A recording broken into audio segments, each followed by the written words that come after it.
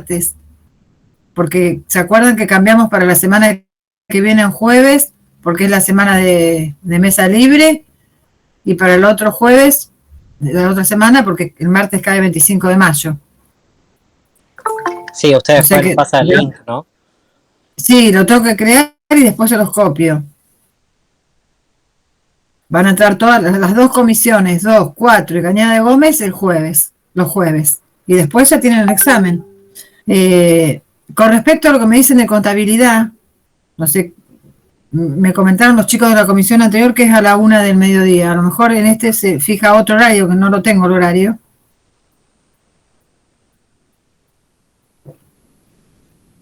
No sé, chicos, es cuestión de la facultad. No, la hora, por lo que yo tengo entendido, todavía no está definida de conta. Claro, por eso ¿Esta no, qué es? Tampoco está definido. Ah. No, en la comisión anterior me dijeron que era a la 1 del mediodía el de contabilidad.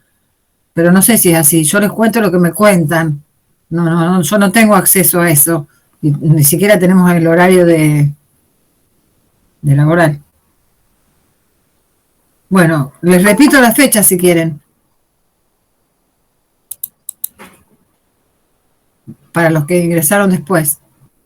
Lunes 31 de mayo, parcial teórico escrito. 30 del 6, final integrador de teoría. Y la práctica hasta ahora es el 7 de junio, el parcial, y el integrador el 5 del 7. Profe, ¿el parcial ahora de la teoría es confeccionado por usted o es uno entre todos? Entre todos, y en principio el mismo para todos. Y posiblemente sea con opciones múltiples. Por lo tanto, creo yo, no sé, con sugerencia, la manera de estudiar es otra. Si bien tiene que estudiar todo, bueno, ya es más fácil al tener ahí algunas opciones para responder y elegir una. Profe, entonces, pero aún así se puede estudiar de los resúmenes que usted nos pasa, los archivos que nos pasa. Si no se siente, ¿yo saben cómo estudiaría? Con la ley de contrato de trabajo, las clases, la ley de contrato, el archivo, el PDF, lo que quieran. Claro, con todo eso se puede complementar y estaríamos bien. Pero ni hablar. Estarían para sacarse todos un 10, pero bueno.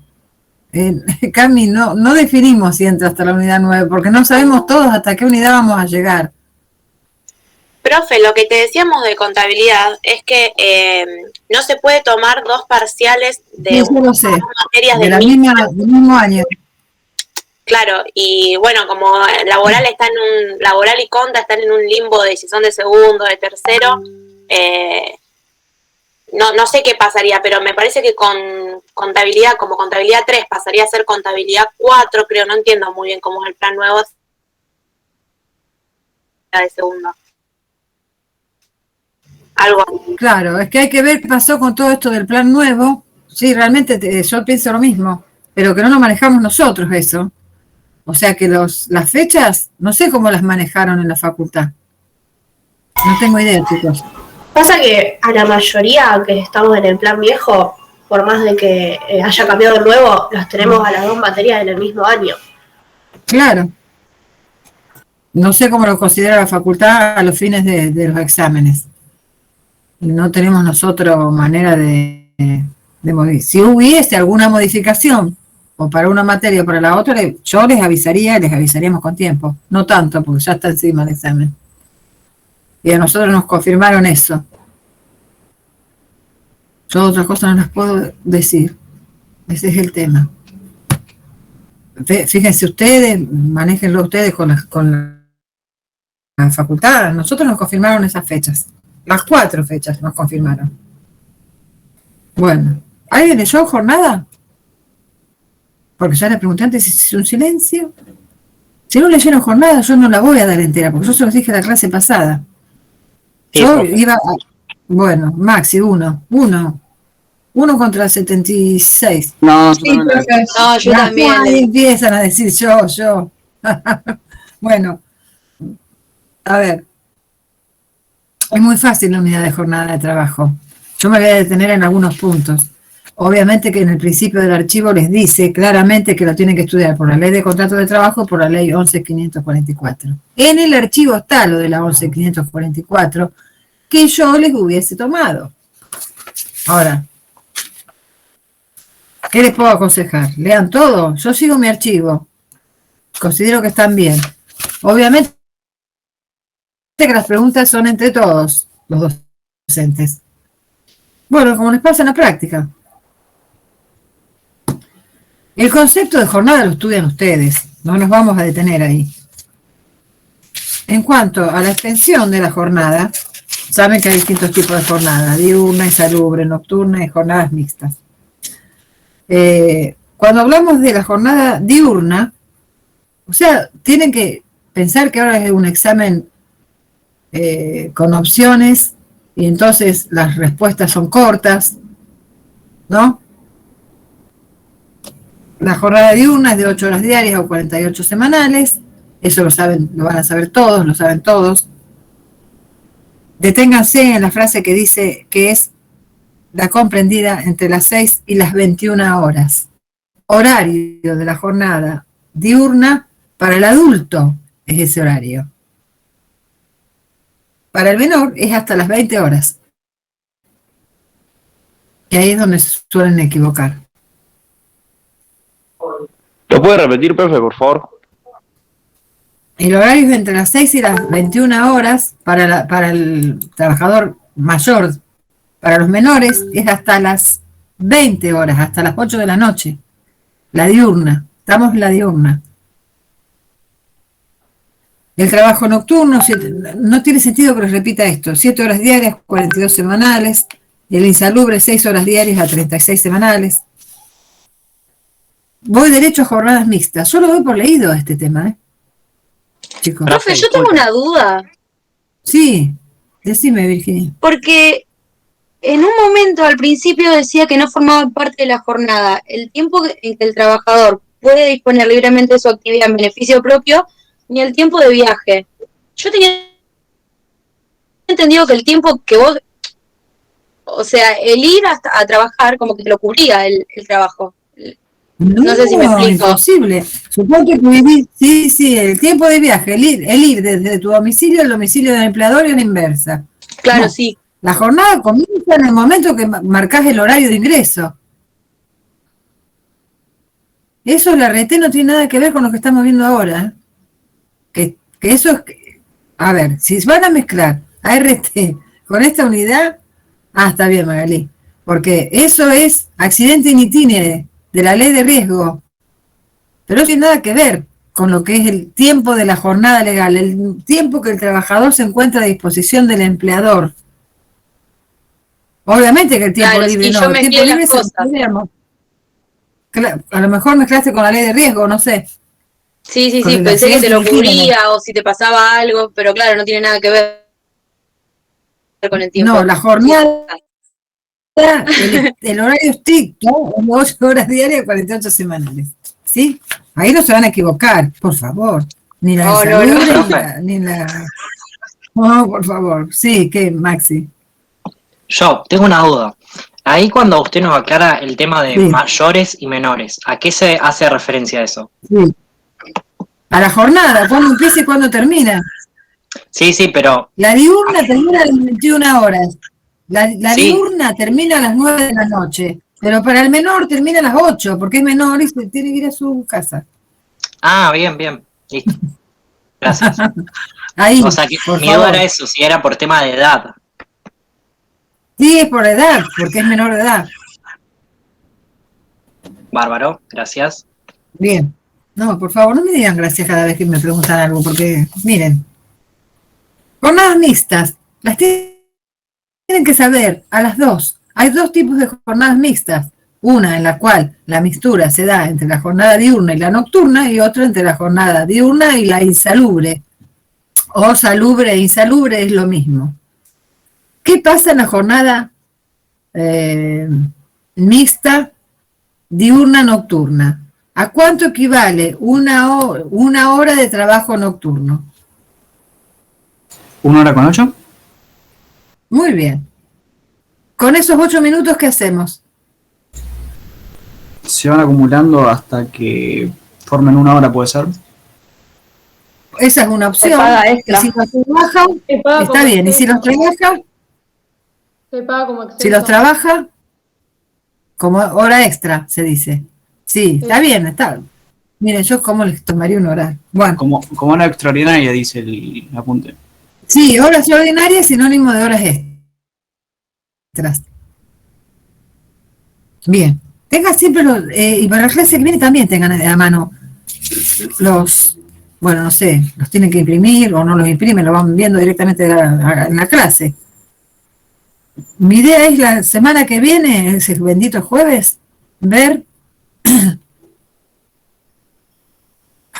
Me van a agarrar cansada el jueves porque voy a estar tomando exámenes libres desde el martes. Ver unidad 5 y 6. No se olviden que por algo les subí todas las unidades. ¿Sí? En el grupo de Face. Vamos a tratar de ver 2 unidades por día, como se pueda. No quiere decir que vamos a ver todo punto por punto. Confío en ustedes. ¿Puedo confiar en ustedes o se piensa sacar un 1?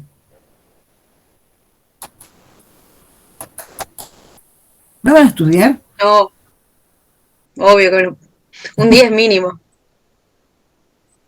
Un día van a estudiar.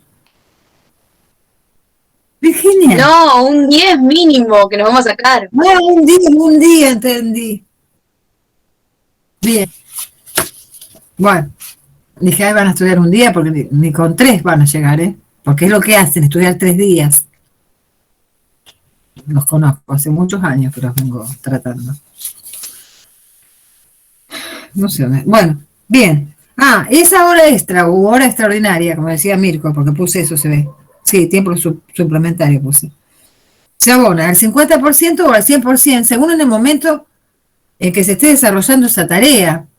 Porque cuando veamos horas extras, si quieren ya se los anticipo, las horas extras se abonan al 50% cuando se trabaja desde el lunes hasta el sábado a las 13 horas. Al 100% desde el sábado a las 13 horas hasta el domingo a las 24, que es el de al 100%, quiere decir que le pagan doble. En días domingos, bueno, obviamente que estaría comprendido ahí, y feriados.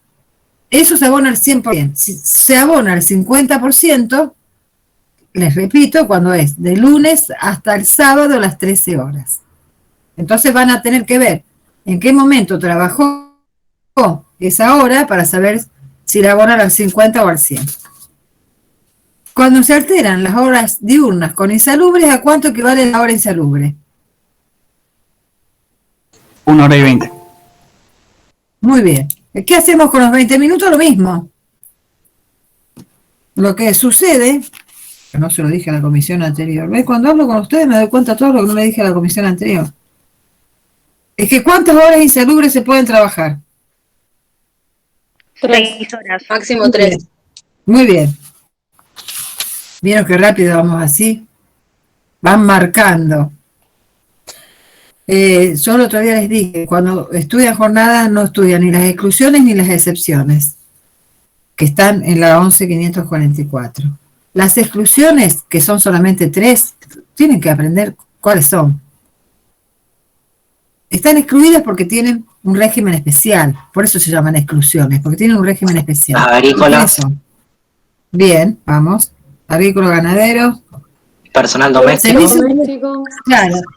Que ahí en personal de servicio doméstico, como la ley esta es vieja, sigue diciendo servicio doméstico. Sería ex servicio doméstico, que sería hoy por hoy, se llama trabajadores de casa particulares. De las dos maneras estaría bien. ¿Sí? Ya no decimos más servicio doméstico, hace mucho. Creo que del 2011, no me acuerdo. Bueno. Y cuando se trabajen en una empresa de familia, solamente trabajen los miembros de la familia o del jefe, empresario, no va a ser tan larga la opción. Las excepciones son aquellas en las cuales la jornada legal de 8 horas se puede extender más allá de esas 8 horas, o sea, se trabaja más tiempo. La que nunca les... Cuando me encuentro con ustedes me doy cuenta. Pero volviendo antes de entrar en las excepciones, cuando hablamos de 8 horas diarias o 48 semanales, que es la jornada legal, ¿se pueden trabajar en ese periodo 9 horas diarias? ¿De lunes a sábado hasta las 13? Sí. Bueno, Sí, Pero no sí. tiene que ser las 48 semanales. Exacto. Claro, trabaja Y esa las hora, horas de los sábados en la semana. claro. ¿Y esa hora, la novena, se la van a pagar como extra? No. No, bien. No. Bien, ya hay varios que van a ir aprobando. Por lo menos jornada. Las excepciones.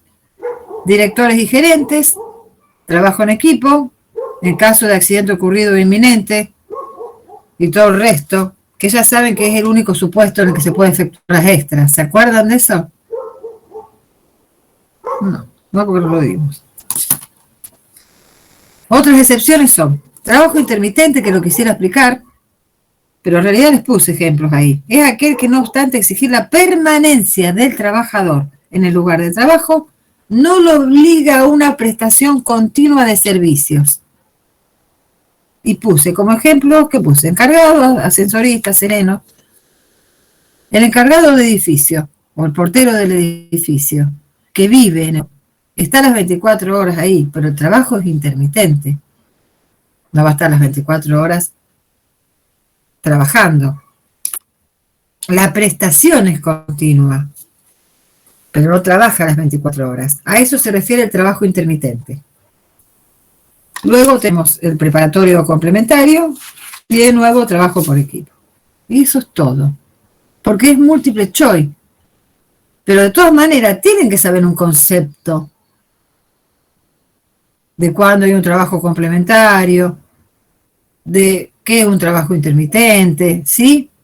Profe, Peleen todo. Sí, Violet. ¿y cómo es la remuneración del intermitente? ¿Igual que el resto? ¿Por hora? No tiene un sueldo mensual, por ejemplo. ¿Sí? Sí. Edificio no está todo el mundo, ¿vieron? No sé si lo notaron. Pasó esto, ya se fue arriba, pasa lo otro. Bueno. Horas extraordinarias. Horas extraordinarias son las horas extras. Recuerden, acá está en el artículo 203, estudiarlo, verlo, que la regla o el principio es que el trabajador no tiene obligación de efectuar horas extras, salvo los casos que establece el 203. Se puede negar en caso de fuerza mayor o por circunstancias de la economía nacional o de la empresa a efectuar horas extras o porque hay un auxilio extraordinario. No se puede negar en ese caso. En ese caso tiene que hacer horas extras. Solamente en este caso del 203. En cuanto a cómo se abonan, que es el 201, lo dije recién. ¿Cómo se abonan? Al 50%, desde el lunes, martes, miércoles, jueves, viernes, sábado hasta las 13 horas. Sábado, o sea, descanso semanal, a partir del sábado a las 13 horas hasta el domingo a las 24 horas, más domingo solamente, si trabajar un domingo, y feriados, al 100%. Según el decreto 434 del 2000, lo tienen que saber, un trabajador puede efectuar como máximo 30 horas extraordinarias mensuales o 200 anuales. Descanso semanal o descanso con... no, ya lo dije. Vamos al descanso compensatorio, artículo 207, que son los salarios por días de descanso no gozados. Siempre se equivocan en el examen. Les gusta equivocarse en el examen, en el descanso compensatorio. Aunque sea múltiple choice, se equivocan. Hacen una línea. ¿Se puede? ¿Puedes repetir, profe? Descanso compensatorio. Sí. Es que siempre se equivocan en el examen, decía. Artículo 207. Entonces, les decía que hagan una línea y la dividen en 3. En una primera semana, segunda semana y tercera semana. En la primera semana, si no quieren hacer ninguna línea, no la hagan, chicos, solo para que les quede más claro. En la primera semana es la semana en la cual el trabajador se desempeñó y entre el sábado, las 13 horas y el domingo, y en consecuencia le va a corresponder el descanso compensatorio por igual cantidad de días y horas en la semana siguiente. Acá es donde se equivocan porque el artículo habla de la semana subsiguiente, pero se refiere a otra cuestión. Entonces, primera semana trabajó. Si quieren, trabajó 4 horas el sábado. Segunda semana, el empleador, según el 207, le debe otorgar el descanso compensatorio, que es equivalente a esas 4 horas que trabajó. En la semana siguiente, en la segunda semana. Si no le otorgar el descanso compensatorio en tiempo y forma, o sea, en la semana siguiente, que es la segunda, el trabajador, previa notificación fehaciente, debe tomarse el descanso compensatorio en la semana subsiguiente, que es la tercera. Y en ese caso, en que sea el trabajador el que notifique a su empleador que se va a tomar el descanso, ¿sí?, deberá abonarle con un 100% de recargo. Esa es la explicación. Me dicen dónde están las dudas. No quiero que hagan más descanso compensatorio. ¿Puede repetir la primera semana, profe? La primera semana es la que trabajó. Profe, me perdí a partir de la segunda semana. Bueno, voy de nuevo. En la primera semana trabajó. Yo lo estoy explicando de otra manera el artículo, con mis palabras para que ustedes lo comprendan. ¿Sí? En la primera semana trabajó el sábado 4 horas y el domingo otras 4 horas. ¿Sí? En la segunda semana, según el 207, le tiene que otorgar el empleador el descanso compensatorio. ¿Qué es esto? Es darle un equivalente en horarios, en días, en cantidad de horas trabajadas en la segunda semana. Le tiene que decir, se toma el descanso compensatorio el 8. Sí, si se lo dio no pasa nada, está todo ok.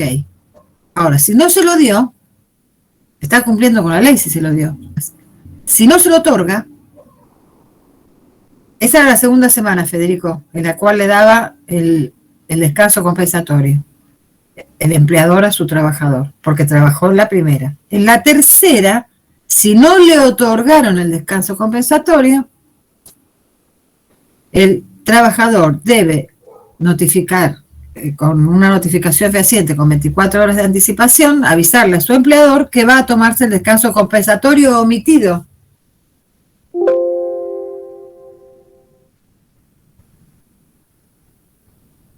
Y en ese supuesto, entonces, le deberá abonar con un 100% de recargo. Si trabajó 8, al doble, 16 y así. De nuevo, dudas. ¿Todos comprendieron? Sí. En el caso que trabaje sábado después de las 13 y domingo después de domingo, ¿no le tiene ya que pagar con un 100% de recargo?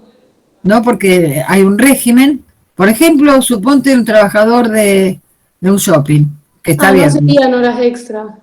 Claro, se otorga el descanso compensatorio. Claro. Bien. ¿Algo más? Sí, profe.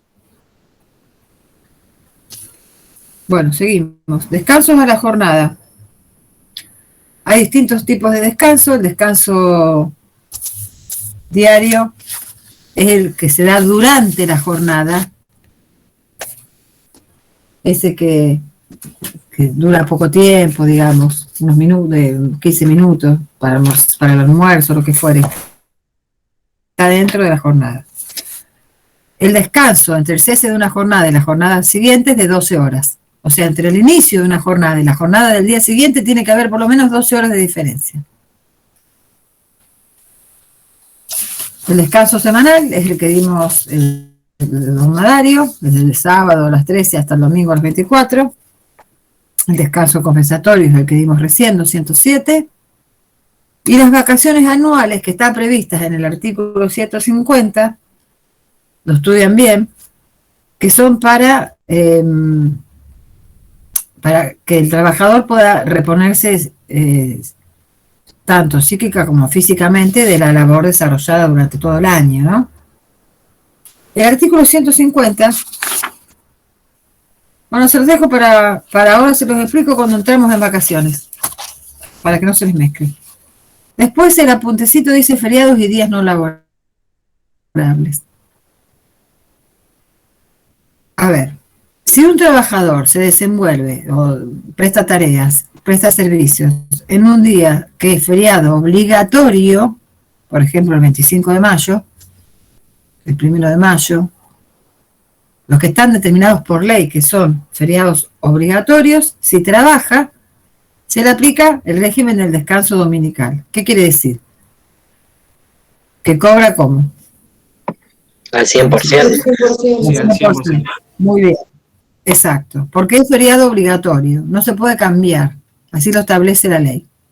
Ahora, distintos son los días no laborables, que están en otra ley, no importan los números. Sería el Jueves Santo. Por ahí, sí, Jueves Santo. Donde el empleador que es el que va a decidir, o sea, el que tiene la opción de decidir si se trabaja o no se trabaja, es el empleador. Se trabaje o no se trabaje, siempre va a cobrar hora simple el trabajador. Por lo tanto, en consecuencia, en un día no laborable,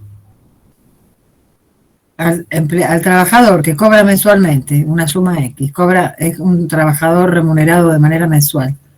¿Qué va a decir el trabajador? Ojalá... Si va a trabajar, va a cobrar lo mismo. Claro, le conviene que el empleador decida no trabajar. Ay, cansada me tienen las notificaciones. Bueno, cobra hora simple. Trabaje o no trabaje. Si va a trabajar, cobra hora simple. No tiene ningún recargo. Ahí es donde no se tienen que equivocar. No cobra ni al 50 ni al 100. Porque es día no laborable. Entonces, la diferencia es que siempre en el feriado cobra 100% y en el día no laborable cobra hora simple. Lo que venía cobrando. ¿Dudas hasta acá antes de día no laborable y día feriado? No, fácil esto. No. Claro, sí es fácil. Bien, Virginia, se piensa sacar un 10. Eso es tenerse fe. No vas a hacer un tilde en otra opción, ¿eh? Me voy a acordar de vos. Uy, la puta. No, pero está bien. Vamos todavía. No sé cuántas opciones serán. Capaz que 20. No tengo idea. Por ahí vamos. Nadie me pregunta cuántas opciones son.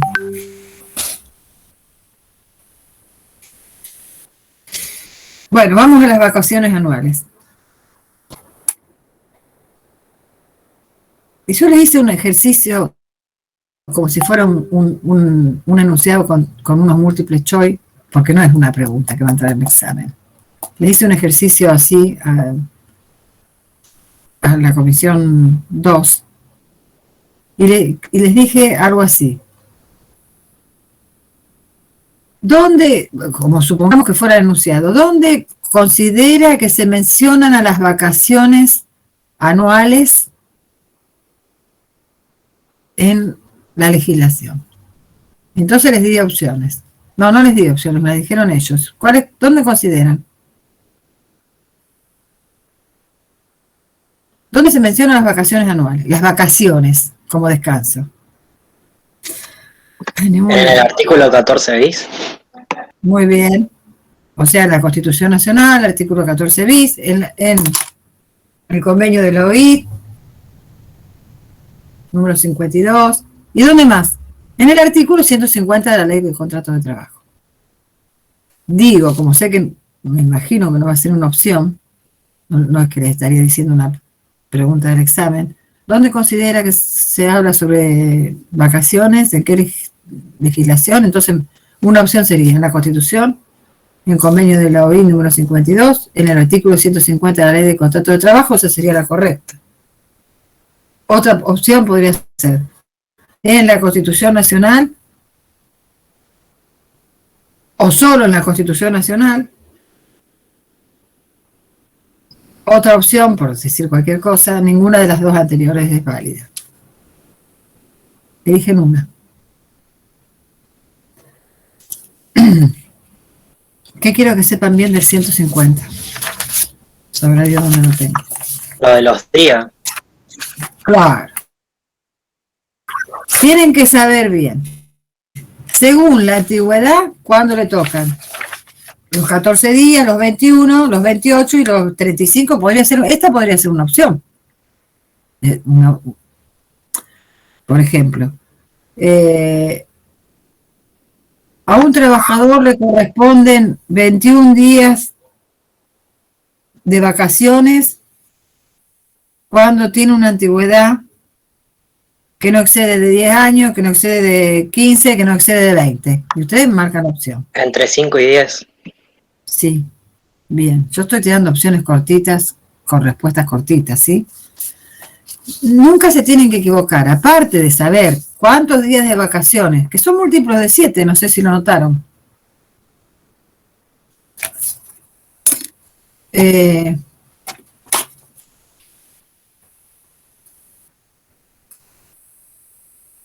Nunca se tienen que equivocar en que según el artículo 150 de la Ley de Contrato de Trabajo. Si un convenio colectivo prevé la misma cantidad de días, no, la misma, exacta, con la misma antigüedad, es exacto la descripción de un convenio colectivo en cuanto a las vacaciones, pero dice días hábiles, ¿cuál aplican? ¿El artículo 150 o la convención colectiva? El mejor. El mejor. ¿Cuál es el mejor? El que tiene más antigüedad, profe. Escuchen, voy de nuevo. Las opciones que yo les doy son días corridos en la Ley de Contrato de Trabajo, porque así lo dice, pero hay un convenio colectivo donde se desempeña ese trabajador que establece que son días hábiles. ¿Cuál aplican? Eso. El días hábiles. Claro. ¿Por qué? Porque le daría más días. Le otorga mayores derechos a este trabajador. Porque no cuenta los sábados y los domingos.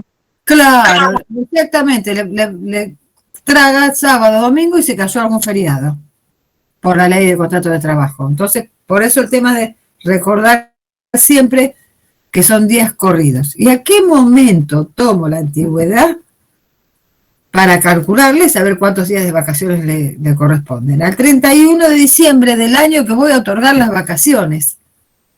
Al 31 de diciembre del año que voy a otorgar las vacaciones.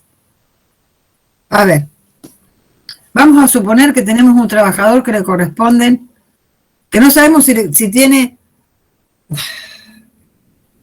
10 años o no, o como fuere, o tiene 11. ¿A qué momento lo calculo para darle las vacaciones del 2021? Al 31 de diciembre del 21. ¿De qué año? Del 21, exacto. En ese caso, bueno, si tuviera la antigüedad, para poder tomar las vacaciones completas del artículo 150, tiene como mínimo que haber trabajado la mitad, subrayen, la mitad de los días hábiles del año calendario aniversario respectivo a elección del trabajador. Si no, no se puede tomar la cantidad de días completos que establece el artículo 150. ¿Cómo se toma el cómputo, cómo se computa el tiempo de trabajo? ¿Se pueden tomar periodos para calcular las vacaciones en los cuales el trabajador no prestó servicios? Sí, se los dice el mismo artículo 152. Si estuvo con una licencia legal, o sea, del artículo 150 perdón, de la Ley de Contrato de Trabajo o de cualquier otra norma, o si estuvo con una licencia convencional, también. Ahí les hice un recuadro y ahí tienen todos los supuestos de los cuales se van a considerar periodos trabajados y cuáles no. Léanlo porque es importante. En cuanto a la falta de tiempo mínimo, dice que si no se llega a totalizar el tiempo mínimo de trabajo del 151, ¿qué es cuánto?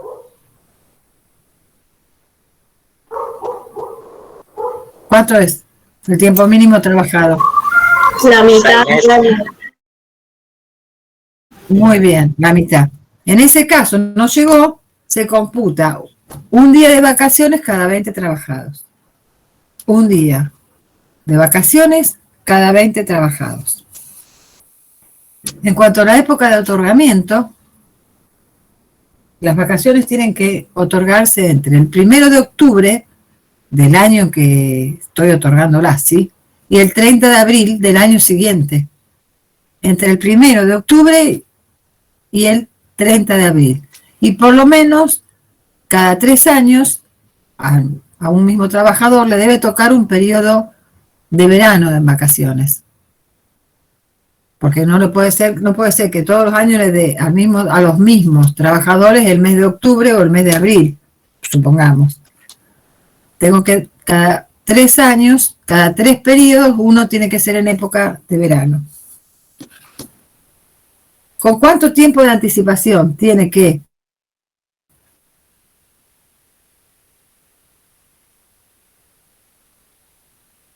Días. Bien, excelente. 45 días de anticipación.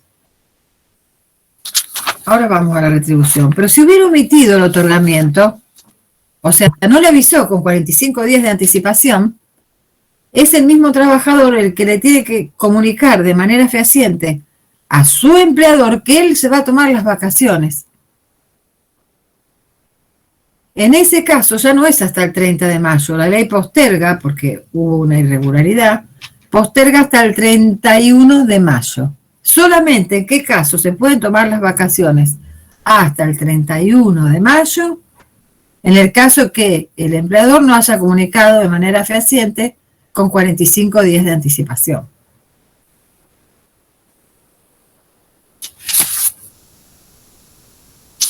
Acumulación y fraccionamiento no me interesa, no quiere decir que no me interese a mí, que por ahí le interesa a otro. En cuanto a la retribución del artículo 155, a mí me interesa más detenerme, no sé si ya lo vieron en la práctica, si ya llegaron a vacaciones, no tengo idea por dónde va. Me interesa el 155 inciso A. ¿Cómo se calculan las vacaciones tratándose de un trabajador que es remunerado de manera mensual? ¿Qué hacen? El sueldo dividido 25 por la cantidad de días que le correspondan de vacaciones. Voy de nuevo. El sueldo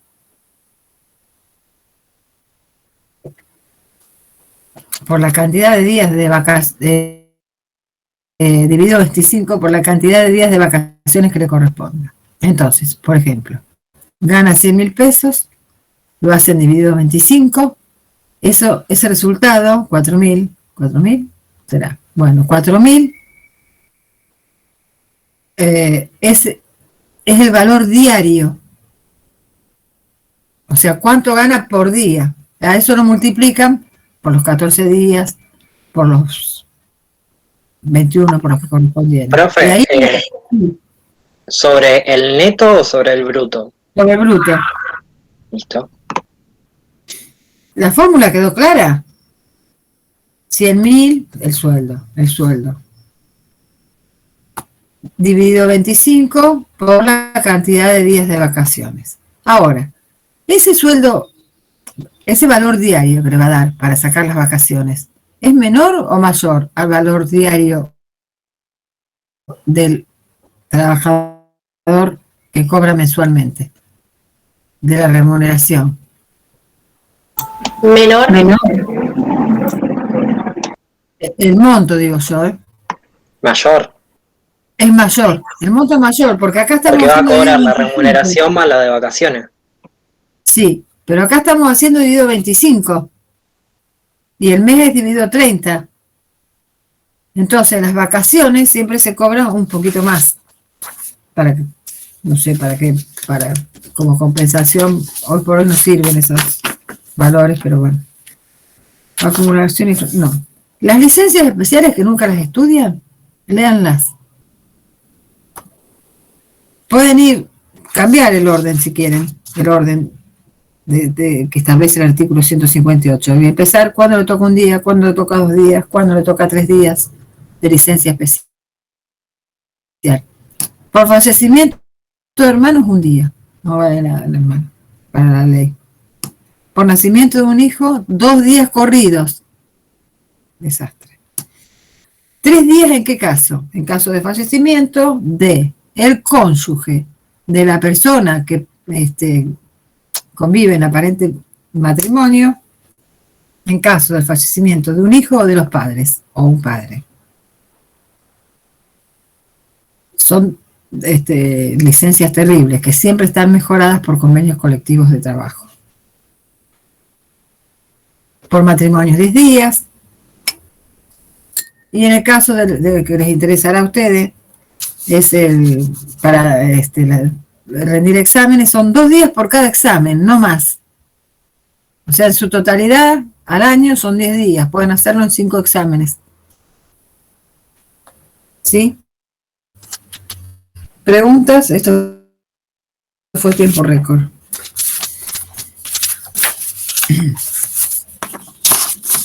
Nada. Remuneración, unidad 4. No sé si van parejos en la práctica, pero ya me comentaron en la comisión anterior que la embargabilidad o inembargabilidad del salario mínimo vital y móvil ya lo dieron. No sé ustedes. No, Si no, solo ¿no lo vieron? cálculo de remuneración. ¿Y no vieron cómo se embarga el salario, si se embarga o no se embarga el salario mínimo vital y móvil? Creo que no. Yo no recuerdo haberlo escuchado. No, Bueno. yo tampoco. Vimos los conceptos de lo que era el salario mínimo vital y móvil, el de convenio y otro concepto más que no me lo acuerdo ahora. O sea, no lo vieron. Y el sueldo básico. Bueno.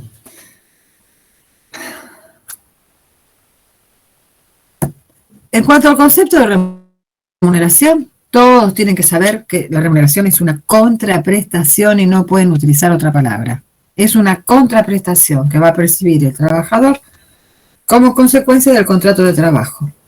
Nunca puede ser inferior al salario mínimo. Cuando dice salario mínimo se refiere al salario mínimo vital y móvil. En algunos casos puede no percibir su remuneración. ¿Por qué? A pesar de no haber trabajado, está justificado que no haya prestado servicios y cobre igual su remuneración.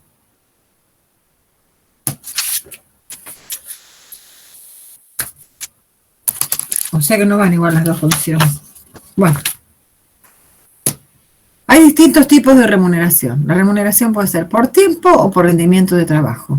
Yo no sé si ustedes tienen este apunte a mano, pero yo estoy hablando como si lo tuvieran, pero a mi manera. Mensual, quincenal, por hora. Ya lo dijiste, diario, horario. Ese es por tiempo. Por rendimiento de trabajo. Ay, esto me es... Bueno, esto se lo voy a dar después. Lo voy a poner ahí. Por rendimiento de trabajo puede ser. Esto lo doy diferente de cómo está en el archivo. Disculpen, porque yo se lo hice por visoría, después no me gusta. Entonces voy cambiando cosas. En el rendimiento de trabajo se tiene en cuenta obviamente el rendimiento del trabajador y no el tiempo trabajado. El tiempo trabajado era el anterior. Acá tenemos en cuenta el rendimiento y puede ser por unidad de obra o a destajo, ahí los tienen. La Comisión y prima. Claro, primas pongan premios, es lo mismo. Primas dice visoría, ¿saben? Pero premios menciona la ley de contrato de trabajo. En el artículo 104 dice premios. La participación en las unidades, de los viáticos, gratificados, patronacia, propina. Vamos a la unidad de obra, que sería la primera forma dentro del rendimiento de trabajo. Unidad de obra. La unidad de obra se determina según la cantidad de obra o trabajo producido en una fracción de tiempo determinado, asignándole un valor. Entonces, ejemplo ¿les puse? Sí, la costurera les puse. La costurera que cobra por cada prenda. A ver, normalmente se trata, puse la costurera porque es la que está en la mayoría de los Digamos, libros. sería por el trabajo que uno hace, sino por el tiempo que le lleva. Exacto. Por ejemplo, si tomamos la costurera, que es la que le puse en el archivo, puede ser cualquier cosa. La costurera porque va a cortar, por ejemplo, 100 remeras al día, o va a coser 50 remeras al día, o va a cambiar cierres de los jeans, cambiar no, coser el cierre de los jeans. Eso porque hablamos, la 4, Fede, remuneración. Eso porque hablamos de la costurera. También se puede tratar de una persona, no por nada, que se dedica a poner tornillos, 4 tornillos en, no sé, en un aparato X, ¿sí? O cualquier otro trabajo manual, y que le van a pagar por obra producida y terminada. Por eso lo de la costurera es más fácil. Si hizo 50 remeras, le van a pagar por 50 remeras. Si hizo 30, por 30. Ahora, esto normalmente, o sea, es trabajo a destajo, y se asimila en lo que se llama trabajo a domicilio. ¿Por qué? Por el caso de la costurera habría un tallerista, que es el que le brinda el trabajo, y cuando digo trabajo a domicilio, ¿en el domicilio de quién?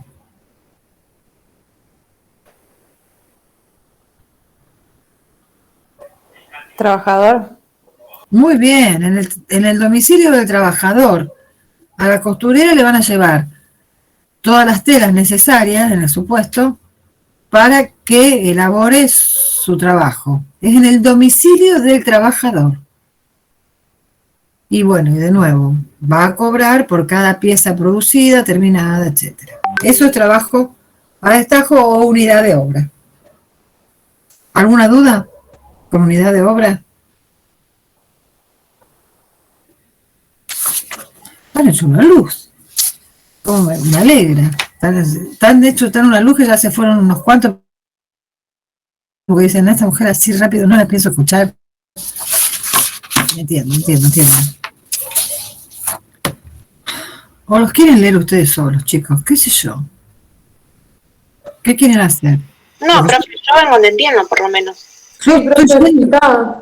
¿Cómo? Sí, profe, está bien así. Porque yo estoy yendo a una velocidad que no es la usual. Pero está bien, porque si estamos con el apunte, vamos siguiendo. Van marcando. Claro, está bien, profe, va, a mí me sirve. Además Bueno. lo vamos entendiendo. Claro, estamos viendo oídos de la lectura. Bien. Bueno, yo no encontré otra manera de realmente, chicos, de darle la clase, 2 clases por martes o por jueves. Bueno, estamos todos tan complicados, ustedes, tan complicados con esto. Hasta que unidad entra, siempre entró hasta las 9. Yo no sé si esta vez nos vamos a poner de acuerdo y tomar alguna menos, o entra hasta las 9. Nosotros nos tenemos que concientizar que va a entrar hasta las 9. Profe, Sí, decime, Maxi. disculpe, la 8 dijo que la veamos del manual. La 8 yo acá tengo no, que quiere decir que nunca la voy a dar. Claro, porque usted Yo creo que no prefiero la dar la subió. 9, que es extinción. No, la 8 era el procedimiento preventivo de crisis. Era la 24013, ahí lo tienen. Sí, ¿y eso de dónde lo vemos? ¿Del De la manual? ley 24013, que es la Ley Nacional de Empleo. Y la 7, yo les había dado una serie de artículos. Sí, no sé si los tienen todos anotados. ¿Quieren que les diga de nuevo los artículos de la unidad 7? Sí, por favor. Bueno, anoten, chicos. De la unidad 7 estudian bien. No, esas dos las voy a saltear porque quiero dar extinción. Si llegamos. 29 bis. De la unidad 7 estamos hablando, ¿eh? 30, 31, 225 y 228. Si quieren se los repito. Estos son los artículos que entrarían de la unidad 7. Sí o sí. Claro. Y de la 8 ven la Ley Nacional de Empleo, Procedimiento Preventivo de Crisis, que no es largo, son algunos artículos. Bueno, ¿dónde estamos? Comisiones nos tocaría, creo. A ver, ¿qué dimos? Sí, comisiones. Las comisiones son de la 8, ¿cuál, profe? Procedimiento Preventivo de Crisis, Ley Nacional de Empleo, 24013. ¿Pudiste escucharme? Bien. Las comisiones son un porcentaje sobre ventas. Pueden ser individuales o colectivas, directas o indirectas. Me interesa detenerme en las directas e indirectas. Bueno, les explico algo. Individuales ya sabemos que decir por cada trabajador, en base a lo que vendió, le pago. Pero las colectivas son de poca utilización. Bueno, algunas empresas las utilizan, sí. ¿Y qué sucede con las colectivas? En realidad es en proporción a lo que cada uno colaboró. Por lo tanto, no tiene mucho sentido, sino más que incentivarlos. Pero en cuanto al cobro, siempre se trata de que sean individuales. En cuanto a las comisiones directas o indirectas, ¿cuándo la comisión es directa y cuándo es indirecta? Directa será cuando el que vendió es el propio trabajador, es el mismo trabajador que le vende. ¿A quién? A un cliente de su zona o a un cliente de su nómina o lista de clientes.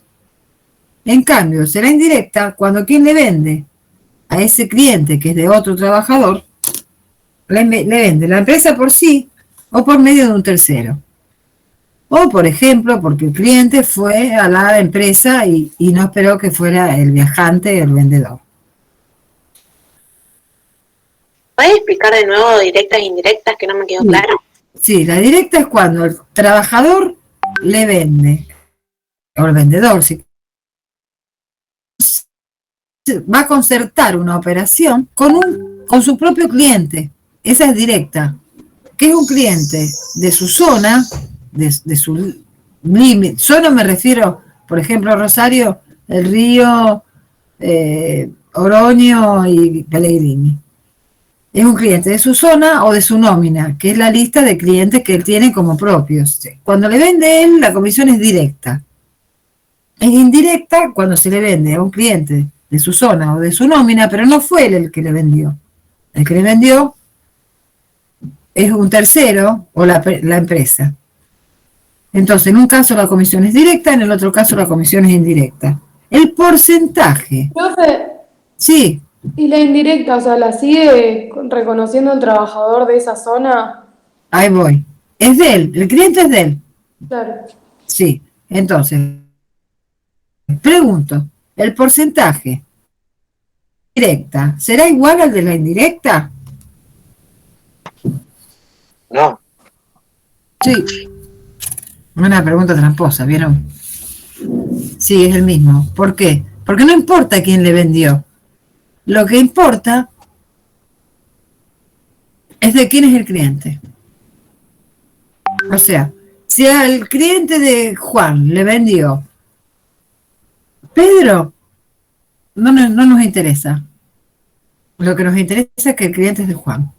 Por lo tanto, la comisión en cuanto a porcentaje es la misma. Claro, la cantidad es la misma, lo que cambia es el cliente. Claro. No, el cliente era de Juan. Le vendió Pedro o le vendió la empresa, pero es de Juan. ¿Quién cobra la comisión? Juan. ¿En qué porcentaje? En el mismo que si lo hubiese vendido él. ¿Me explico? ¿Qué ahora? Sí, profe.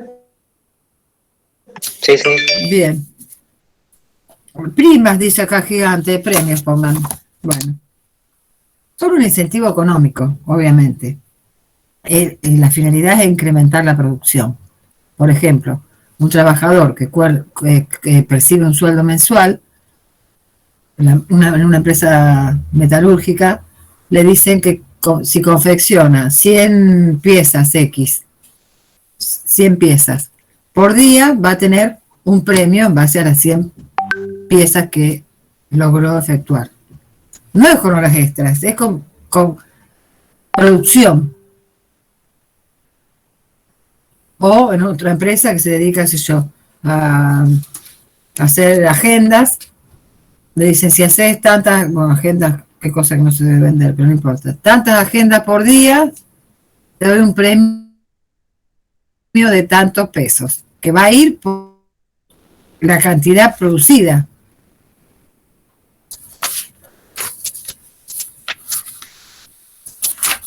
Y ahora en cuanto al orden, ahí tienen una hojita que dice son remuneraciones complementarias.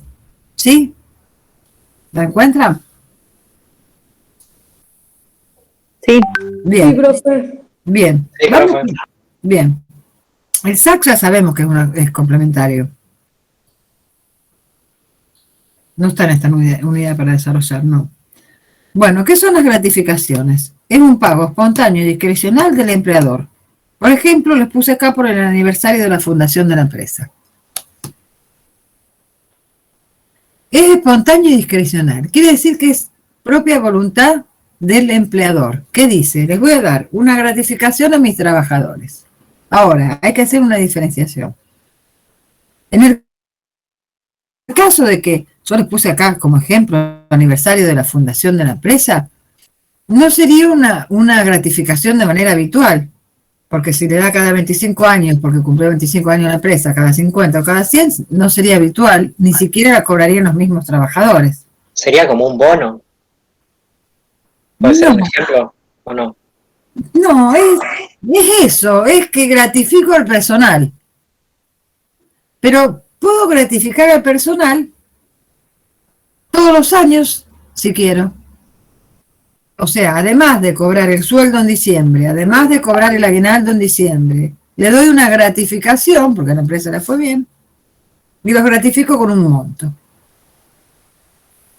En ese caso, que sea anual, es habitual. Si todos los años le doy una gratificación, es habitual. En eso, sí. Puede ser como el bono de Navidad que se da todos los años a fin de año, que se lo dan siempre a los empleados de las empresas. Eso es una gratificación, nada más que no es en dinero. Sí, eso es una gratificación. Gracias, profe. No, por nada. Si se lo doy todos los meses, todos los años, en diciembre, como les decía, además cobro una gratificación, eso va a influir ¿en qué? En, por ejemplo, que si fuese despedido para el cálculo del 245, ese que nunca estudian, no sé si lo saben, el primer párrafo nada más me conformaría que digan entre varios, influye en el cálculo de la indemnización, porque la cobró todos los años, supongamos durante 10 años. ¿Cómo dice el primer párrafo del 245? ¿Qué percibiría como indemnización? ¿Un mes? A ver, ¿quién arranca? ¿Un mes? Ninguno. Pónganselo a estudiar. Tienen el examen encima y no se dan cuenta. Bueno. Participación en las ganancias. Bueno, no estudian. Se calculan sobre utilidades netas de la empresa. Habilitaciones para los empleados jerárquicos, que obviamente se van a poner de acuerdo entre la patronal y el empleado jerárquico, cuál va a ser el monto. Las propinas. Las propinas, para ser consideradas remuneración, tienen que cumplir con dos requisitos. Tienen que ser habituales y no pueden estar prohibidas por el sector al que hagamos referencia, ¿no? ¿Qué quiere decir esto? Las propinas, en principio. ¿Quién cobra propinas? ¿Quién podría? Un mozo. ¿Son habituales? Sí. Sí. Y no tienen que estar prohibidas, es el segundo requisito. ¿Por quién? Por el sector, que sería en este caso gastronómicos. ¿Se entiende? Sí, profe. Bien. Y nos faltan los viáticos, también puede ser una pregunta. Profe, una pregunta en cuanto a la propina. Sí. O sea, ¿contaría dentro del salario? Porque ponele, si no es todos los días lo mismo. ¿Cuándo cuenta dentro del salario, Candela? Cuando son habituales y cuando no están prohibidas. En ese caso son remunerativas. Sería, por ejemplo, cuando te la obligan a pagar en una cuenta. Me parece que en Argentina no está eso. ¿Cómo te lo obligan a pagar en una cuenta? Por ejemplo, en Brasil yo sé que dentro de la cuenta te ponen el porcentaje de propina. O sea, sí o sí lo tenés que pagar. Sí. Eso acá en Argentina Tiene que estar en el recibo de sueldo. Claro. Acá. ¿Sí? Si no, no hablamos de conceptos remunerativos y no remunerativos. ¿Lo dieron en la práctica ya eso también? ¿O tampoco? Sí, eso sí. Ah, sí. Uno me dice que sí, el otro me dice que no. ¿Cuándo un concepto es remunerativo y cuándo no es remunerativo? Ah, sí, eso sí. Pensé que decías de la propina. Ah, está. Remunerativo Cuando viene- sería el sueldo bruto, las antigüedades, el presentismo. ¿Cuándo? Cuando vienen las relaciones laborales. ¿Cuándo qué? Cuando viene No te entendí. del acto laboral. Me acuerdo que he notado. Feo, se me notaste, bueno. Son remunerativos. Los conceptos son remunerativos o no remunerativos cuando llevan o no llevan descuentos, cuando llevan o no llevan aportes y contribuciones.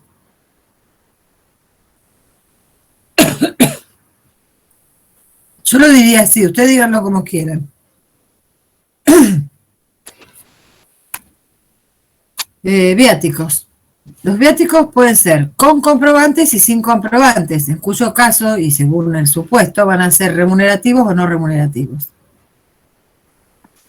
Los sin comprobantes son remunerativos y con comprobantes son no remunerativos.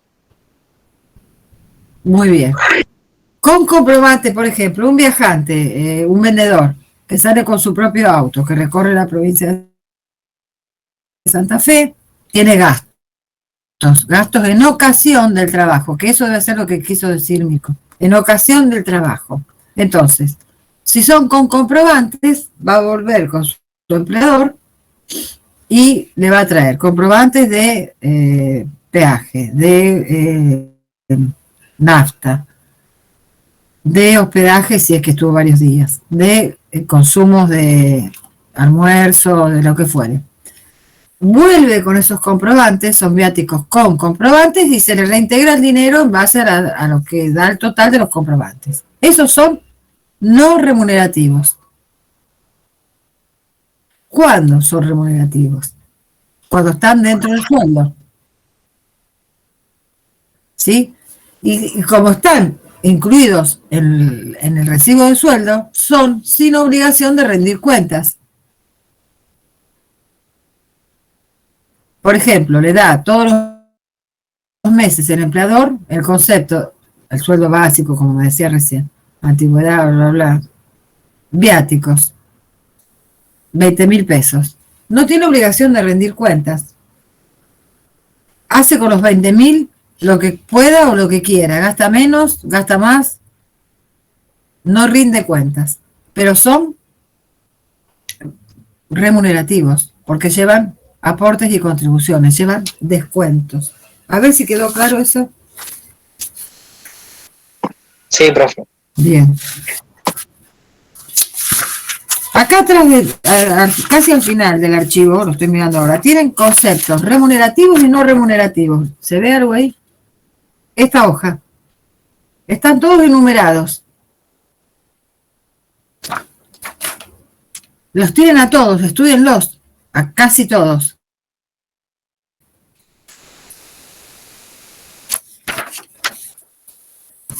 Bueno. Me dijeron que en embargabilidad del salario... salario mínimo no lo dimos. El salario mínimo vital y móvil sí dieron el concepto, que es la menor remuneración que debe percibir en efectivo un trabajador sin cargas de familia. ¿Dieron ese concepto? Sí, profe. Sí. Bien, bien. ¿Qué quiere decir que sin cargas de familia? ¿Personas a cargo? Quiere decir que no incluye las asignaciones familiares. Vieron que existe asignación por hijo, asignación por hijo con discapacidad, que son mensuales. No abarca el salario mínimo vital y móvil, las cargas de familia, que es eso, sinónimo de asignaciones familiares. Entonces, es la menor remuneración que debe percibir en efectivo el trabajador por su... ¿Y por qué es mínimo? ¿Por qué es la menor remuneración? Pregunta de examen. ¿Por qué el salario mínimo? ¿Por qué el salario es mínimo? Es vital y es móvil. Es mínimo porque es la menor remuneración, lo dice el mismo artículo 116. Es vital porque tiene que garantizar todo lo que dice el 116. Que hoy me dijeron los chicos que están 23.500 pesos a partir de abril.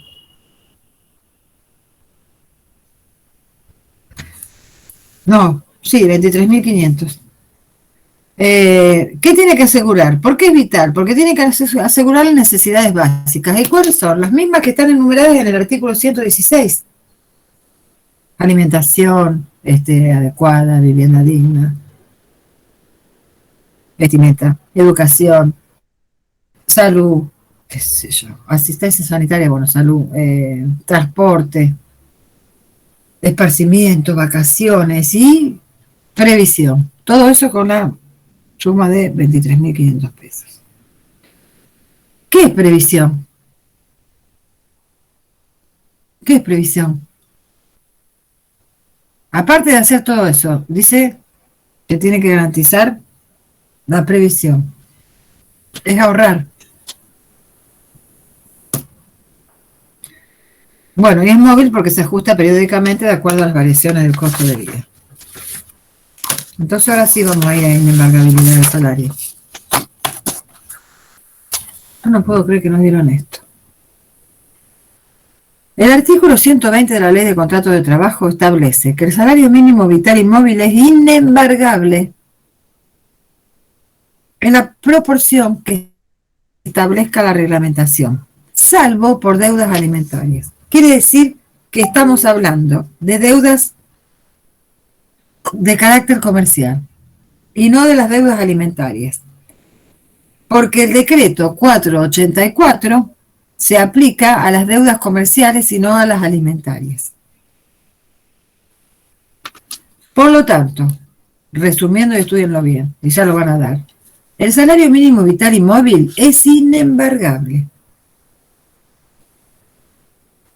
Lo que se puede embargar es el excedente. O sea, ningún trabajador gana los 23.500 pesos por 8 horas diarias o 48 semanales de sueldo.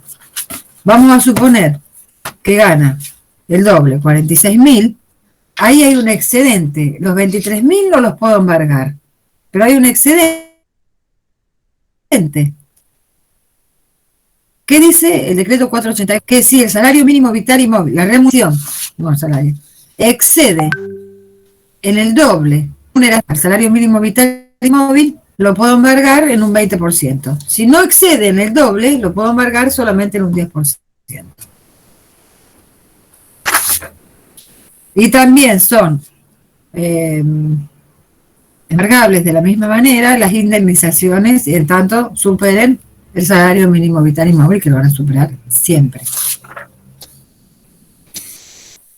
Se tienen que acordar que no se aplica a deudas de carácter alimentario, que eso se decide judicialmente si no se pusieron las partes de acuerdo, y el decreto no es para ese tipo de deudas, es para deudas comerciales. ¿Dieron el 103 bis de la Ley de Contrato de Trabajo?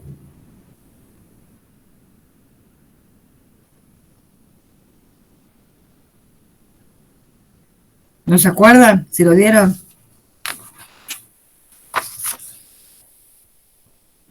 ¿Maxi? Creo que no, profe. ¿No, Aldana? No, Bueno. profe, no vimos. Bien. El 103 bis, que se llama beneficios sociales, tienen que saber el concepto. ¿Por qué? Porque los beneficios sociales son de naturaleza jurídica de la seguridad social. No es el beneficio social, digamos, no es un concepto laboral. Son beneficios, como les decía, de naturaleza jurídica de la seguridad social. Son no remunerativos, no dinerarios, no acumulables ni sustituibles en dinero. Los brinda el empleador por sí o por medio de terceros para mejorar la calidad de vida del trabajador o de su familia. Y ahí los tienen numerados, los leen. Tienen que saber por lo menos 5. Ropa de trabajo, van viendo, el servicio de comedor de la empresa, útiles escolares, todos los seminarios, bueno, el último siempre el desempeño en todos lados.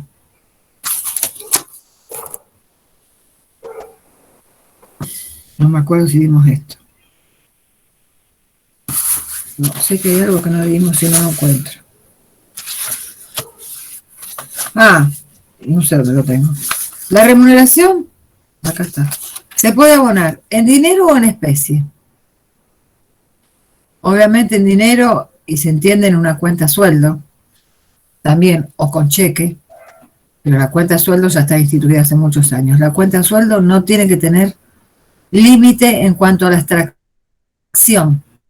Después ustedes tal vez van al cajero y le dice hasta este monto sí, y después nos da más extracciones. Eso es un límite que pone el banco y no un límite que ponga la ley, porque por reglamento, por decreto, se estableció que no se puede poner límite de extracción a la cuenta sueldo. O sea que eso es un problema del sistema bancario.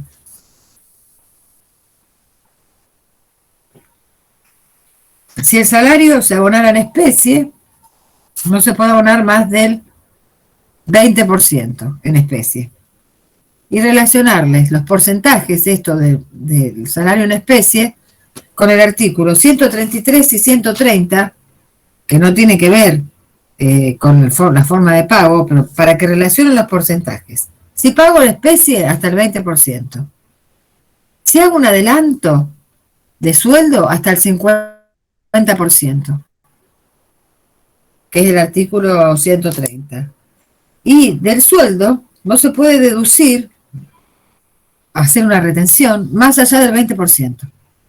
O sea, en especie 20%, deducciones 20%, adelantos 50%.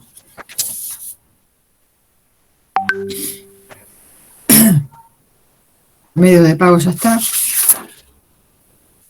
¿Cuál es la diferencia entre una constancia bancaria y un recibo de sueldo? La constancia bancaria solo prueba el hecho de pago. No prueba si pagué bien. Prueba el hecho de pago. Sí, cobró 70.000, prueba que cobró 70.000. El hecho de pago, no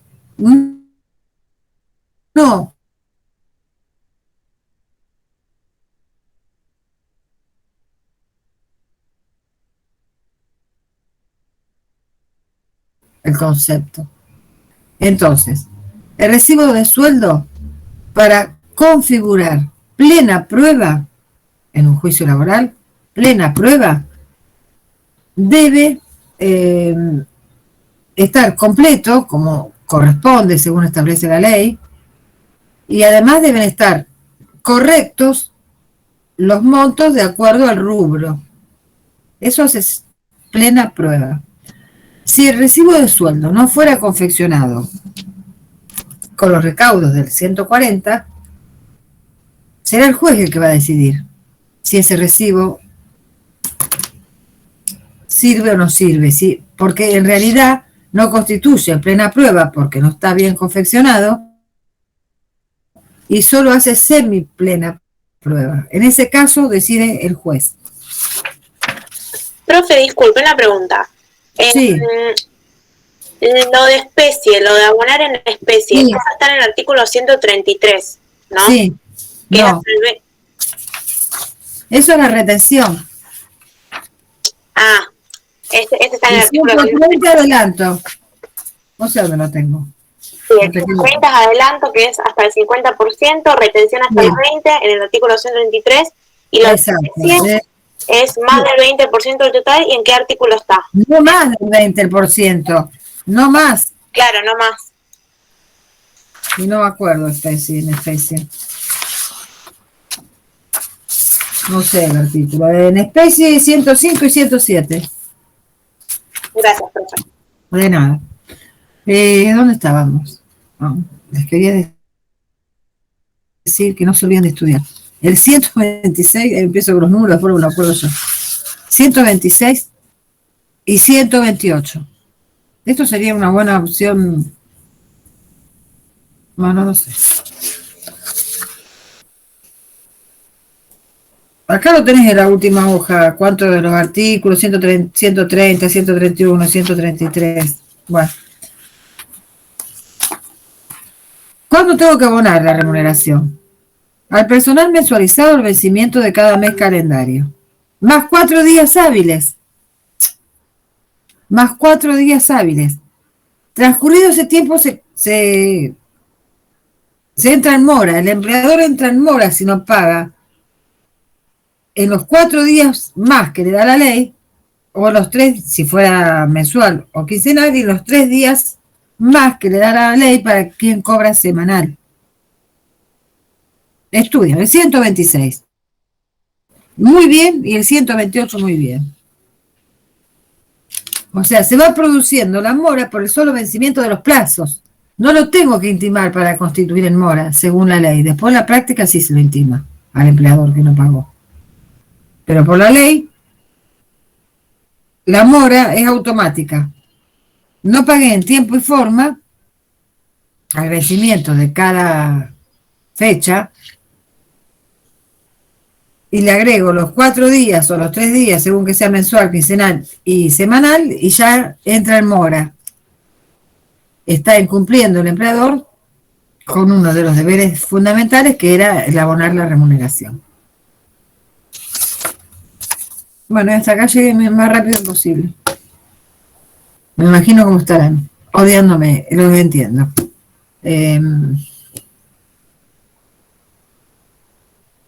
Bueno, nada. Con todo. Super flash. ¿Qué es, Maxi? No, fue una cosa. Un super flash. Sí, terrible. Terrible, terrible. La aceleración, hablar. Profe. ¿Qué? No tengo consultas sobre la clase, sino sobre lo que le había preguntado en la clase pasada, sobre las personas que no aparecen en su lista. Perdón que lo reitere, pero es que... ¿No te contesté por un correo? No, yo no hablé por correo, hablé en la clase. Ay, no, pensé que te había contestado en un correo. Mirá, me confundo porque me escriben, contesto, se me pasa, discúlpame. Lo que yo la clase pasada cuando te pregunté me dijiste que si era oral no había ningún problema, que vos igual ibas a tomarlo, sí, pero que si era escrito no sabías qué pasaba. Valentina, ¿yo te busqué la clase pasada en la lista? No. A ver, espérame, a ver si no encuentro la lista. Soy un milagro que encontré la lista. Ah, sí, la tengo acá. Sí, ya me acuerdo, pero pensé que era un correo que contesté ayer o antes de ayer. Comisión 4. ¿En qué te habías anotado, Valentina? ¿En Derecho o en...? En Relaciones.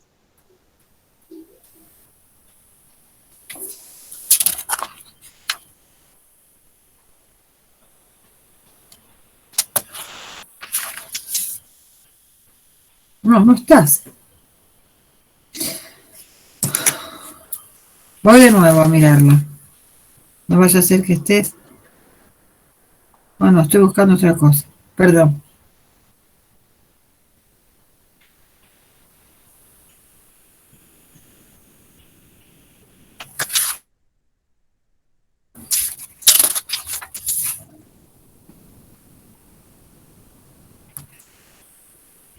Yo en el SIU, cuando pongo agenda de clases, me aparece en este horario tu comisión, o sea, estoy inscrita y también tengo el comprobante.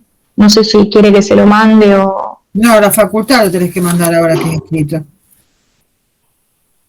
¿Y el día del examen nos dan una clave para poder acceder o cómo es? No Es sabes. multiple choice. Ah. Es mucho. Che, no, te estoy buscando en la otra comisión. Aparte te estoy buscando como si estuviera incluso fuera de lo que sería el orden del abecedario.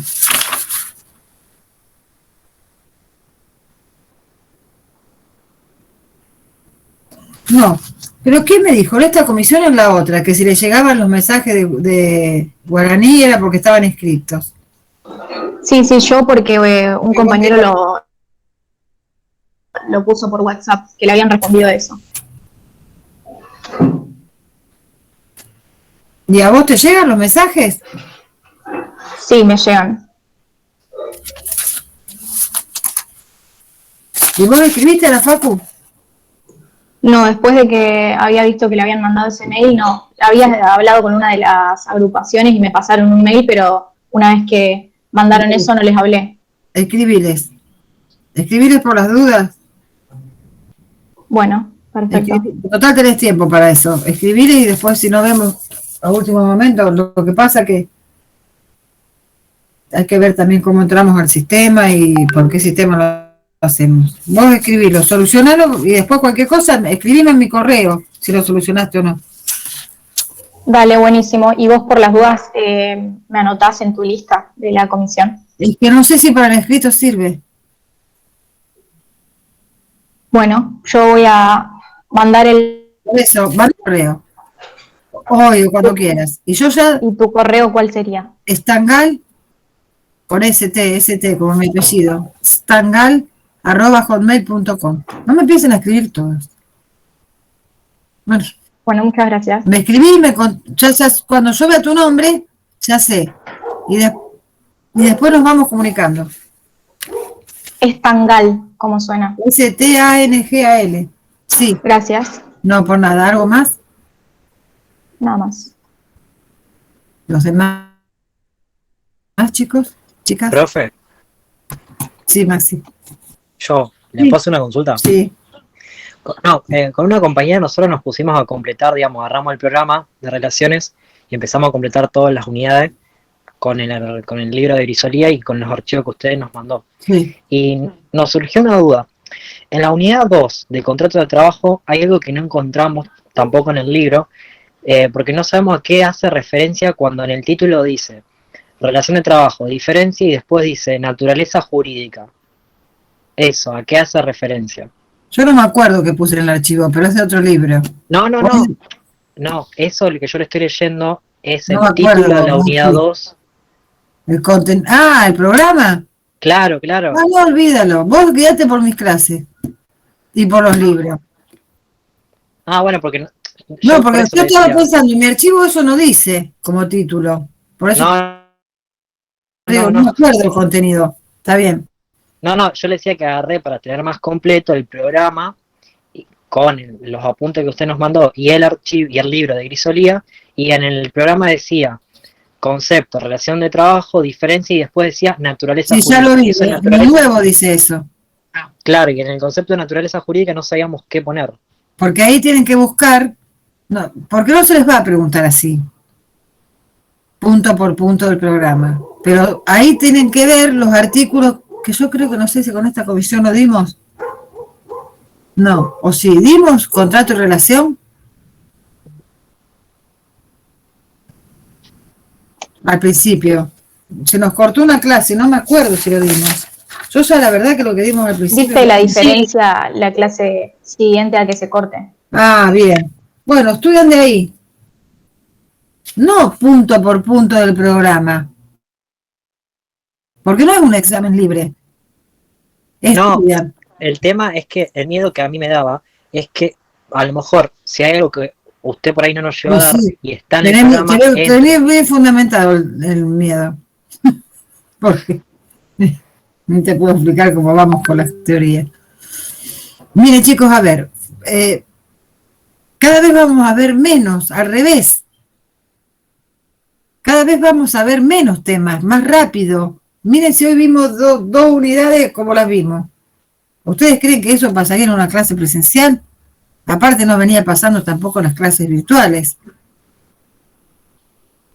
Por eso les recomendé de entrada, ley de contrato, archivo, clase y el libro de auditoría. Otra cosa no hay. Siempre van a encontrar en determinados programas puntos que no aparecen en ningún libro.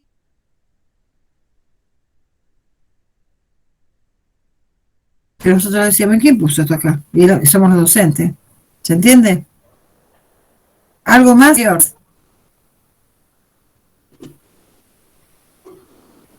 No, ya está, bueno, nos despedimos. No, listo, profe, era esa la duda. Bueno, nos vemos el jueves que viene. No, Nos vemos, gracias. Chao. Saludos, gracias. Saludos, gracias a ustedes.